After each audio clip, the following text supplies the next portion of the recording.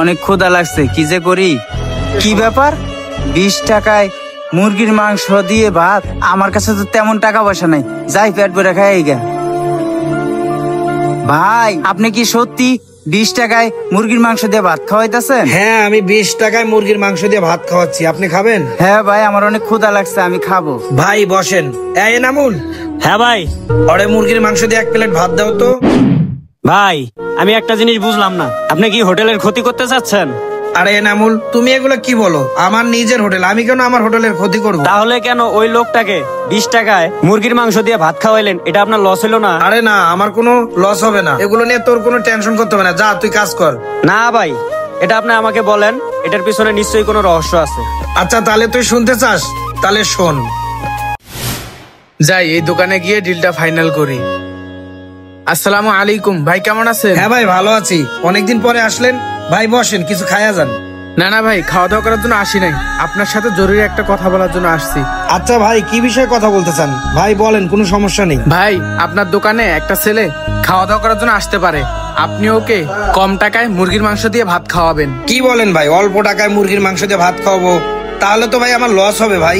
না না ভাই, আপনার লস হবে না, আপনি ওকে 1 মাস খাওয়া দাওয়া করাবেন, আর যে কয় টাকা বিল আসে সেটা আমি দেব, বাদ বাকি ও যে কয় টাকা দেবে সেটা আপনি রেখে দিবেন, কিন্তু কখনো ওকে বুঝতে দিবেন না যে আমি ওকে টাকা দিয়ে খাওয়াচ্ছি। ঠিক আছে ভাই, মুরগির মাংস দিয়ে ভাত খাওয়ালে 100 টাকা বিল আসে, ঠিক আছে, আমার তরফ থেকে 50 টাকা আমি বিল নেব। না না ভাই, 50 টাকা তো অনেক বেশি হয়ে যায়, আপনি 20 টাকা দিয়ে খাওয়ায়েন। আচ্ছা ঠিক আছে ভাই, আপনি বলছেন, আপনার কথা কি আমি ফালাইতে পারি? কিন্তু ভাই, আপনি ওই ছেলেটাকে আপনার টাকা দিয়ে খাওয়াচ্ছেন, তাতে আপনার লাভ কি?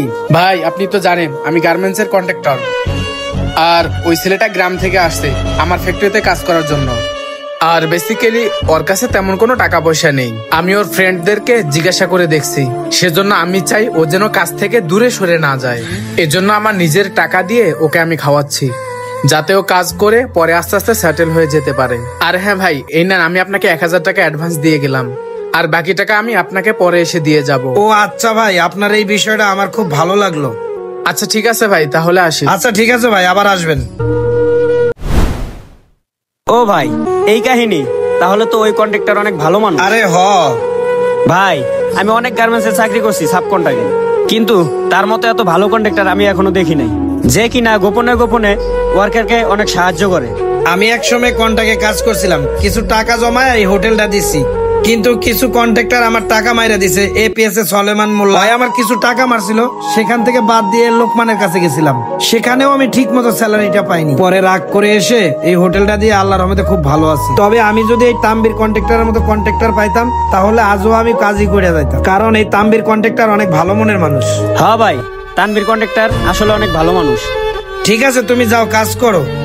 গাইস, আমাদের সমাজে যদি এইরকম ভালো মানুষ থাকতো যারা কিনা বিনা স্বার্থে মানুষের কাজে আসে, তাহলে হয়তোবা আজ কোনো ছেলেই বেকার থাকতো না। আর গাইস, আমাদের এই ভিডিও থেকে আপনারা কি বুঝতে পারলেন তা অবশ্যই কমেন্ট করে জানাবেন।